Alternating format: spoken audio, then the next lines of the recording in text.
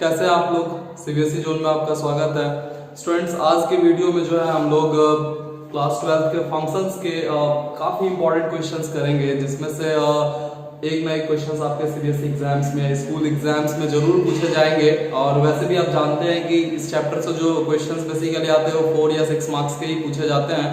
तो हम लोग उसी चीज को ध्यान में रखते हुए वैसा ही क्वेश्चंस करेंगे, जिसमें से बहुत सा क्वेश्चंस आपके प्रीवियस एग्जाम्स में आए हुए हैं, बहुत से नए क्वेश्चंस है, बट इन सारे क्वेश्चंस का कलेक्शंस आपको दिया जा रहा है। और एक बार आप इस पूरे क्वेश्चंस को अच्छे से जरूर कर लेना, ताकि आप अपने बोर्ड एग्जाम्स के लिए सेफ जोन में चले जाओ चैप्टर फंक्शंस के लिए। तो आइए शुरू करते हैं। सबसे पहला क्वेश्चन देखिए, आपके सामने लिखा हुआ है कि if a equals to r except 3 and b equals to r except 1, consider the function f from a to b। ठीक है, यानी डोमेन a है, कोडोमेन b है। Defined by fx equals to x minus 2 by x minus 3 for all x belongs to a, then so that f is bisective, find f inverse x। तो देखिए, इस question में सबसे पहले बोला गया कि इसको बाइसेक्टिव प्रूव करो। तो हम लोग जानते हैं कि अगर कोई क्वेश्चन बाइसेक्टिव हो मतलब वो 1 1 on 2 है। अगर कोई बाइसेक्टिव है मतलब किसी को बाइसेक्टिव प्रूव करना, दैट इज वो 1 1 on 2 है। ठीक है, तो इसको बाइसेक्टिव सबसे पहले बोला गया प्रूव करने को। तो एक बात आप लोग ध्यान देंगे कि जैसा कि इसमें लिखा है कि बाइसेक्टिव प्रूव करने को, तो सबसे पहला काम हम इसको 1 1 प्रूव करेंगे।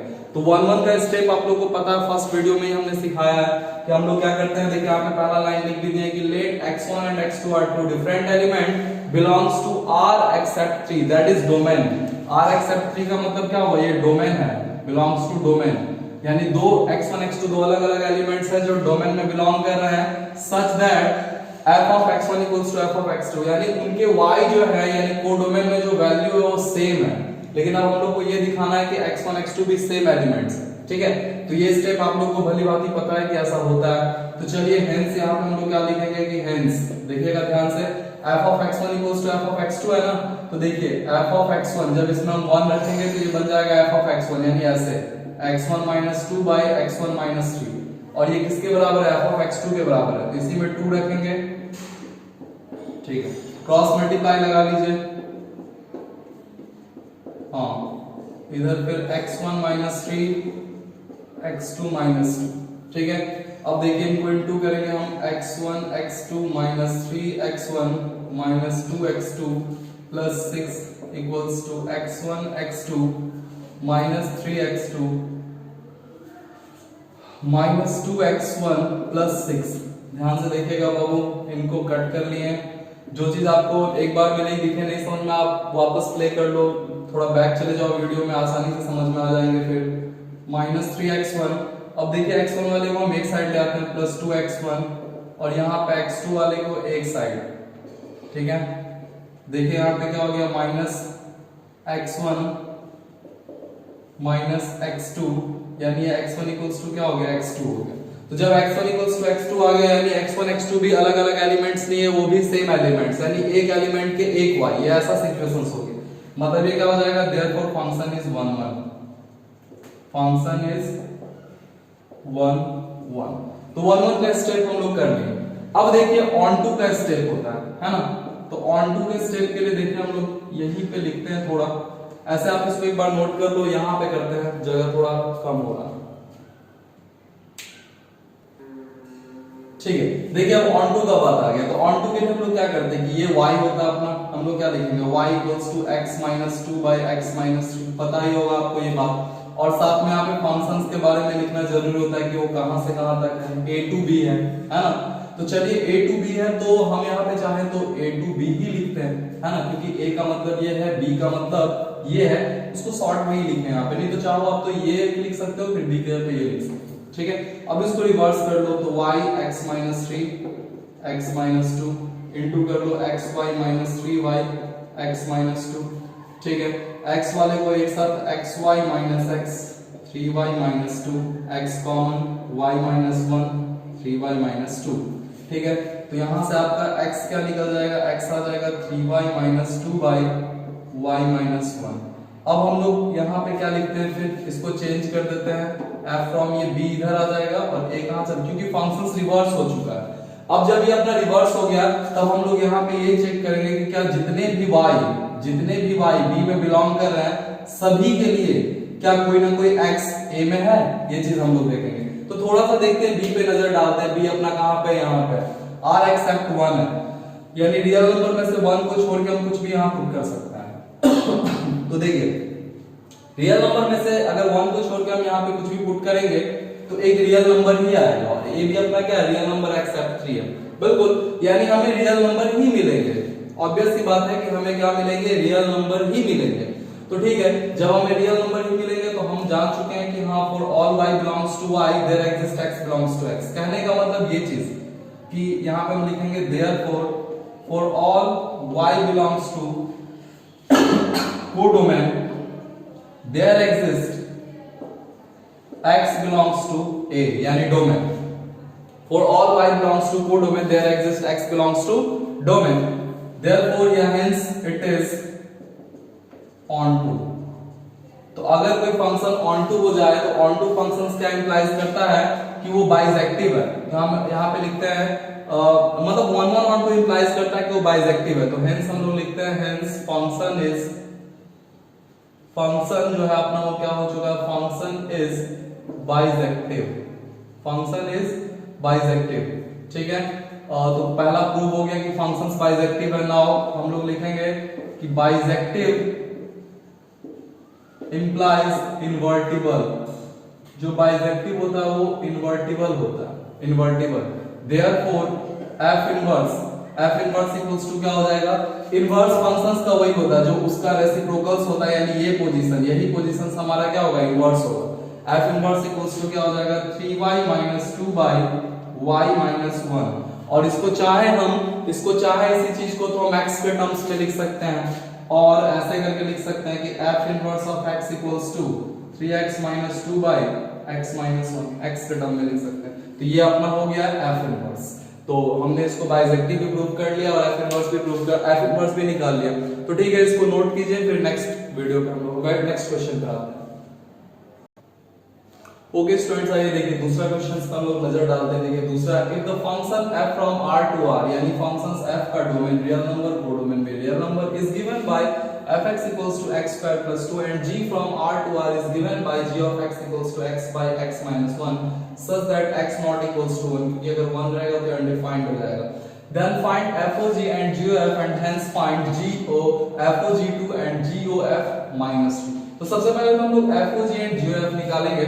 तो देखिए एक बात हम बोलना चाहेंगे कि आप जो फंक्शंस का पार्ट 4 डाले थे वीडियोस, उसमें हम कॉम्पोजिशंस ऑफ फंक्शंस के बारे में अच्छे से एक्सप्लेन किए थे कि कॉम्पोजिशंस के केस में क्या होता है कि अगर हमसे FOG या GOF पूछता है तो हम लोग ये चेक कर लेते हैं कि जैसे हमसे बोला FOG, तो FOG तब एग्जिस्ट करता है जब G का रेंज F के डोमेन का सबसेट है। ठीक है, तो यहाँ पे देखिए G का जो रेंज है वो R है और F का जो डोमेन है वो क्या है, R है, दोनों इक्वल है। तो अगर कोई इक्वल चीज होता है तो भी वो एक दूसरे का सबसेट होता है। तो यहाँ पे क्या है ना कि G जो है मतलब रेंज ऑफ G जो है ये इसका क्या है, सबसेट है, यानी दोनों बराबर है तो भी सबसेट कहलाता है। इक्वल भी हम चाहे तो यहाँ लिख सकते हैं। फिर क्या है, रेंज ऑफ F का जो रेंज है वो भी क्या है, G के डोमेन का सबसेट, यानी यहाँ GOF और FOG दोनों एग्जिस्ट करेगा। अब आपका मन में आएगा सर क्या ये बात लिखना जरूरी है, डायरेक्ट हम यहाँ से कॉम्पोजिशन से FOG नहीं स्टार्ट कर सकते हैं क्या? तो स्टार्ट करना कोई बात नहीं, हम लोग कर सकते हैं, लेकिन हम बोले थे कि जब रेंज डोमेन दे दे तो वहां पर डिस्कस करना थोड़ा जरूरी होता है। तो इसलिए अगर सिस्टमैटिक वे से अगर हम लोग चले तो इस बात को लिखना जरूरी है। ठीक है, अब देखिए काम आसान है। फिर नाउ हम लोग कहाँ आ जाएंगे, FOG में आ जाएंगे। तो FOG में हम लोग आएंगे तो चलिए ठीक है, हम लोग इसको क्या लिखेंगे, f ऑफ gx। ठीक है, तो f है, gx का वैल्यू यहाँ पे लगा लीजिए। हम सबसे पहले FOG निकाल रहे हैं तो gx की वैल्यू क्या है, x बाई x माइनस 1। ठीक है, अब इसको हम लोग कहाँ पे रखेंगे, इस वैल्यू को f में ले जाके रखेंगे। तो f क्या है, x स्क्वायर प्लस 2, तो x के प्लेस पे क्या रखेंगे, इसको रखेंगे। तो चलिए यहाँ पे रखते हैं x बाई x माइनस 1, फिर स्क्वायर, फिर प्लस 2। ठीक है, अब इसको करने के बाद हम लोग यहाँ पे इसको सॉल्व कर लें, x स्क्वायर तो ये ऐसे ही हो जाएगा प्लस 2 टाइम्स ये x माइनस 1 का होल स्क्वायर और नीचे ये x माइनस 1 का स्क्वायर, ऐसे चला जाएगा ये। ठीक है, फिर हम लोग इसमें देखें आगे तो देखिए क्या है, ये x स्क्वायर है।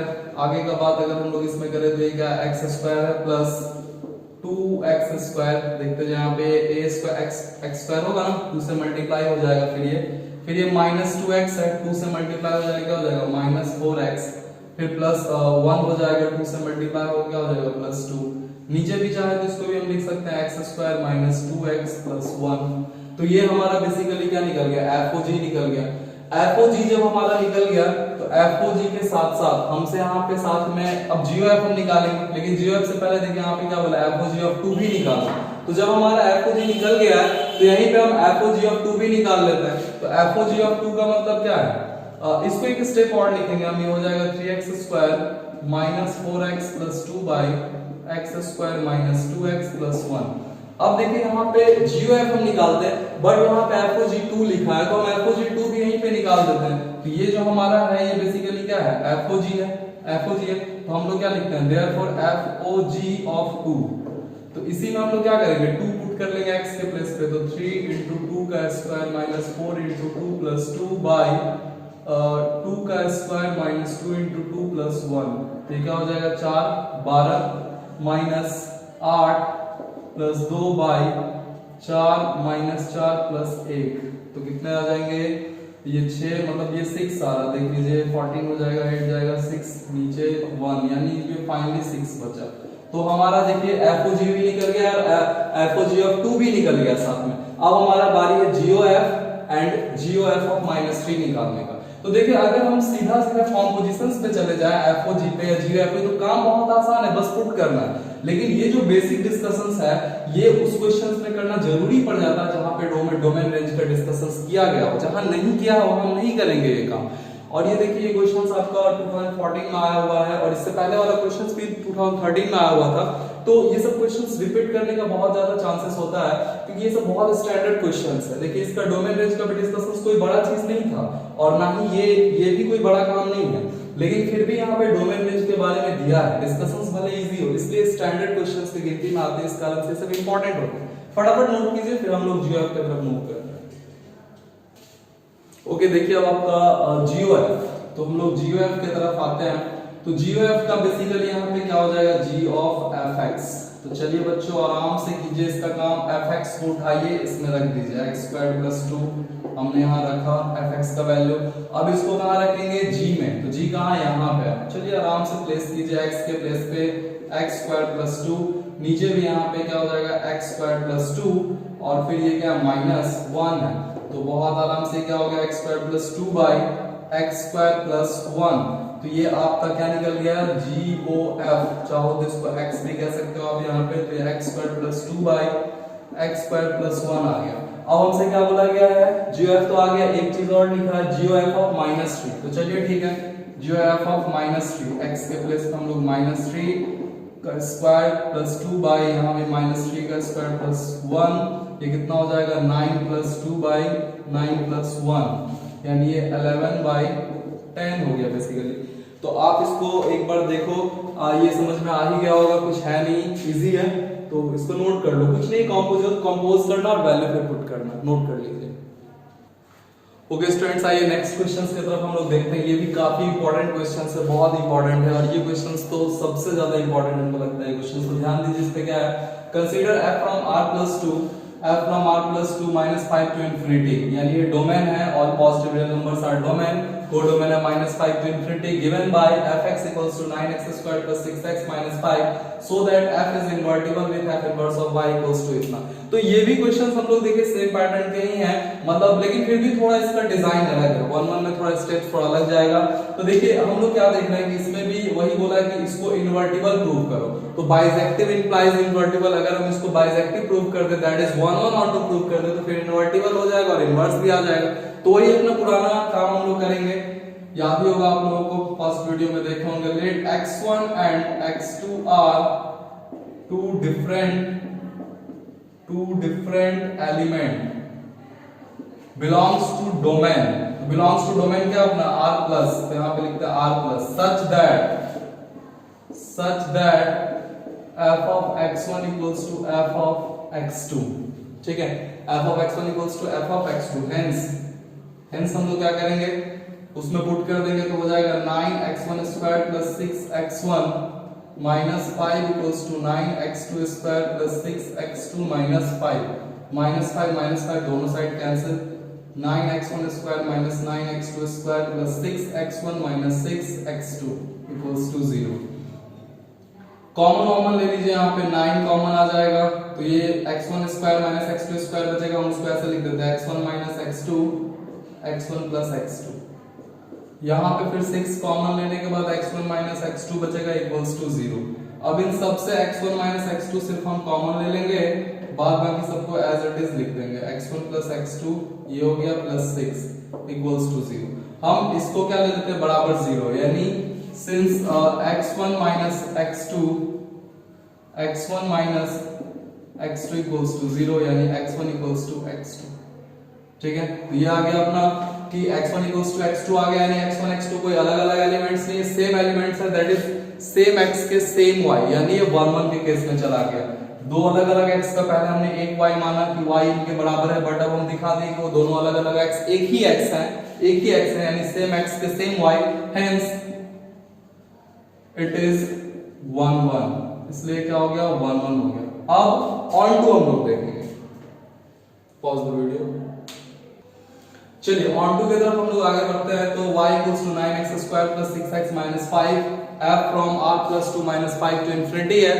तो ऑन टू के लिए सबसे पहला काम क्या होता है कि फंक्शंस को हम लोग रिवर्स करते हैं, यानी x in terms of y हम लोग लाते हैं। तो देखिए बाबू ध्यान दीजिए यहाँ पे कि यहाँ पे x in terms of y लाना थोड़ा मुश्किल है, क्योंकि यहाँ पे क्या है क्वाड्रेटिक है, क्वाड्रेटिक इक्वेशंस है। क्वाड्रेटिक इक्वेशन सिर्फ ऐसा नहीं है, मतलब अगर सिर्फ ऐसा रहता तो कोई दिक्कत नहीं है, तुरंत रिवर्स हो जाता, लेकिन इसके साथ साथ मतलब कोफिशिएंट्स ऑफ x स्क्वायर के साथ साथ कोफिशिएंट्स ऑफ x भी दिया गया है। तो अगर कोफिशिएंट्स ऑफ x स्क्वायर के साथ साथ कोफिशिएंट ऑफ x भी दिया जाए तो वहां पे फंक्शंस को x in terms of y लाने के लिए यानी रिवर्स करने के लिए हम लोग कंप्लीटिंग स्क्वायर मेथड का हेल्प लेंगे। कंप्लीटिंग स्क्वायर आप लोगों ने 9 में पढ़ा, 10 में पढ़ा होगा। अब देखिए यहाँ पे यूज आ गया कंप्लीटिंग स्क्वायर मेथड का। तो देखिए कैसे होगा, यहाँ पे हम लोग y है, इसको हम लोग क्या कर लेंगे a square plus 2a, b में क्या जाएगा 1 प्लस b का स्क्वायर, ठीक है, प्लस b का स्क्वायर इधर के, तो चलिए इधर भी हम लोग कर लेते, नहीं तो यहाँ पे -1 का स्क्वायर कर सकते थे, बट वो तो फिर इधर ही आता था, हमने एक ही बार में लिख दिया, और ये -5 तो पहले से दिया होगा। अब देखिए ये सिचुएशंस y प्लस 1 का है, और यहाँ देखिए क्या बन गया a square plus 2ab plus b square, यानी इसको हम लिखेंगे 3x प्लस 1 का होल स्क्वायर, और ये -5 है, -5 को इसी स्टेप में चलिए इधर कर देते हैं, -5 को इधर कर देते हैं, क्या हो जाएगा y प्लस 6, और यहाँ क्या हो जाएगा 3x प्लस 1 का होल स्क्वायर। ठीक है, अब देखिए हम लोग क्या करेंगे, 3x प्लस 1 का होल स्क्वायर को उधर ट्रांसफर कर देते हैं, तो हो जाएगा y प्लस 6, इधर हो जाएगा 3x प्लस 1, यानी आप देख सकते हैं यहाँ पे कि ये सिचुएशंस y प्लस 6 1 इधर आ जाएगा, और ये 3 कहाँ चला जाएगा नीचे, ऐसा आ गया x का वैल्यू। और ये फंक्शन अब चेंज हो चुका है, रिवर्स हो चुका है, तो यहाँ पे हम उल्टे तरीके से लिखेंगे, ये जो फंक्शन है f कहां से कहां हो चुका है, -5 टू इंफिनिटी टू कहां तक, r प्लस तक हो चुका है ना, यानी ये इधर आ गया, वो उधर चला गया। लिखने का तरीका उसको लिखना ना भूलें। अब आप लोग यहाँ पे देख लीजिए कि जितने भी यहाँ पे हम -5 टू इंफिनिटी के बीच के वैल्यूज अगर हम y में रखते हैं यहाँ पे, तो हर बार x जो आएगा वो कोई ना कोई एक पॉजिटिव रियल नंबर आएगा। आप इस बात को देख सकते हो, आप चाहो तो चेक करके देख सकते हो, बट चेक करना कोई जरूरी नहीं है। फंक्शंस वगैरह में क्या होता है कि प्रूव करते टाइम हम लोग खुद को समझ में आना चाहिए कि हाँ ऐसा सच में हो रहा है, ये बात गलत नहीं है, ऐसा खुद को समझ में आना चाहिए। उसके बाद हम लोग बस लैंग्वेज लिख देते हैं। तो आप खुद देख लो कि -5 टू इंफिनिटी के बीच का कोई भी नंबर यहाँ पे रखते हैं, -4 रख लो, -3 रख लो, -2 रख लो, -1 1 2 3 4 5 6 7 0 कुछ भी रख लो यहाँ पे y की जगह पे, ये बार बार कटने के बाद एक x जो है वो एक पॉजिटिव रियल नंबर आएगा, 100% आएगा, इसके बीच का कोई भी y रख ले। तो यहाँ पे हम लिखेंगे since for all y belongs to -5 to infinity there exists x belongs to r plus hence it is onto, और अगर ये onto हो गया तो therefore ये क्या हो जाएगा, बाइसेक्टिव हो जाएगा, therefore function is bisective, function is steps देखिए हम कैसे लिखते हैं, इसी तरह से काम करना, फंक्शन इज बाइसेक्टिव। अब जैसे ही बाइसेक्टिव हुआ तो हम लोग जानते हैं कि बाइसेक्टिव इंप्लाइज क्या करता है, इनवर्टिबल को। चलिए यहाँ पे हम लिखते हैं, आप लोग लिख ही लेंगे, थोड़ा यहाँ पे मिटाते हैं, वीडियो को पॉज करके लिख लिया कीजिए, ठीक है। यहाँ पे थोड़ा मिटाने के बाद हम लोग क्या लिखे, also bijective implies invertible, therefore function is invertible function is invertible and F inverse जो होता है वो यही होता है F inverse root under y plus 6 minus 1/3। अब यहां से अगर आपको x के टर्म में लिखना है तो x के टर्म में लिखो, y के टर्म्स में लिखना y के टर्म में लिखो, बट यहाँ पे देखो प्रूव करने बोला था और y के टर्म्स में ही लिखा है, तो और हम ऐसे लिख देंगे कि f inverse of y equals root under y plus 6 minus 1/3। तो ये आपका हो गया कंप्लीट इसका आंसर। तो ठीक है स्टूडेंट्स, इसको नोट कीजिए। देखिए स्टूडेंट्स, अब आपके सामने ये 4 क्वेश्चंस लिखे हुए हैं, हम एक बार इन चारों को पढ़ देते हैं और ये चारों आप लोगों को खुद से बनाना है, क्योंकि ये क्वेश्चंस जो है बिल्कुल जैसा क्वेश्चंस अभी हम लोग ने किए हैं उसी टाइप्स के क्वेश्चंस हैं, तो ये आप लोग बना सकते हैं, कुछ है नहीं, सभी क्वेश्चंस में बाइसेक्टिव या 1 on 2 का बात किया, यानी तो कॉम्पोजिशंस का बात किया। ठीक है, तो आइए देखते हैं हम लोग कि यहाँ पे क्या है। पहला क्वेश्चन जो है, if a equals to r except 2 and b equals to r except 1, if f from a to b is functions defined by fx equals to x minus 1 by x minus 2, then so that f is bisective and f inverse and find f inverse। ठीक है, बाइसेक्टिव that is 1 on 2 इनको prove करने हैं, और f inverse तो वही steps है। Let x1 x2 are two different element, f of x1 equals to f of x2, x1 बराबर x2 दिखा दीजिए। फिर इसको on 2 के लिए हम लोग वही y बराबर x minus 1 by x minus 2 change कीजिए, x in terms of y लाइए और फिर लिख दीजिए for all y belongs to codomain, x belongs to domain, और इनवर्स उसके वही न्यू वाले जो फंक्शंस होंगे x equals to y के वही हो जाएंगे। कर सकते हैं आप लोग, ये भी उसी टाइप का है। Consider f from r plus 2 4 to infinity given by fx equals to x square plus 4, so that f is invertible with the inverse f inverse of f given by f inverse of y equals root under y minus 4। Similar questions है, आप बना सकते हो, इसको कुछ नहीं है। देखिए यहाँ पे क्वाड्रेटिक है लेकिन कोफिशिएंट्स ऑफ x स्क्वायर है, बट कोफिशिएंट्स ऑफ x नहीं है, तो यहाँ पे कंप्लीटिंग स्क्वायर आप लोग को नहीं लगाने होंगे। सिंपल है ऑन टू के केस में, y equals to x square plus 4, 4 इधर आएगा, x equals to root सीधा आ जाएगा, बहुत आसान है। नेक्स्ट देखिए, if f from r to r is the functions defined as fx equals to 4x2 plus 7, then so that f is a bijection। Similar है, उसी टाइप्स के बाइसेक्टिव प्रूव करने, दैट इज 1 on 2 कर सकते हो आप लोग। If the functions f from r to r is given by fx equals to x plus 3/3 and g from r to r is given by gx equals to 2x minus 3, then find first number f of g, second number g of f and check is f inverse equals to g। Check भी करना है इसको कि f inverse की जो value है क्या वो g के बराबर है कि नहीं है। बहुत इजी है, आप एक बार इसको ट्राई करो, जरूर बनेंगे। आप इसको बना के कमेंट बॉक्स में कमेंट करो कि बने कि नहीं बने, क्या हुआ जो भी बताइए, क्योंकि सभी इंपॉर्टेंट क्वेश्चंस है। चलिए नेक्स्ट इसको आप नोट कीजिए, फिर अगले क्वेश्चंस की तरफ हम लोग मूव करते हैं। प्लीज इसको नोट कीजिए।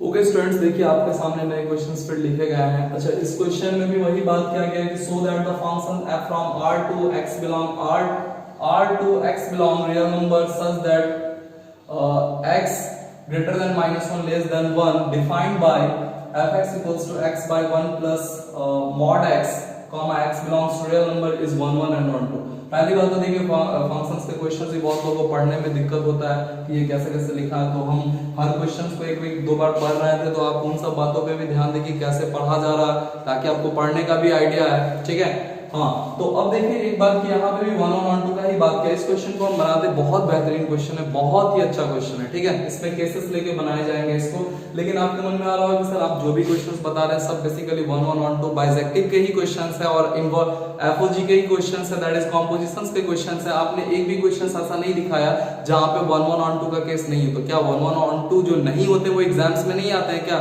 तो ऐसा नहीं है, वो भी आते हैं कभी कभी एग्जाम्स में। तो आप इसको पहले देखो, फिर थोड़ा वेट करो, थोड़ा सब्र करो, आएंगे वो भी क्वेश्चन जिसमें 1 on 2 वो नहीं होता फंक्शंस। ठीक है ना, तो पहले प्लीज आप थोड़ा यार पेशेंस रखो, थोड़ा आराम से देखो, समझो, पढ़ो, सब कुछ मिलेगा आराम से।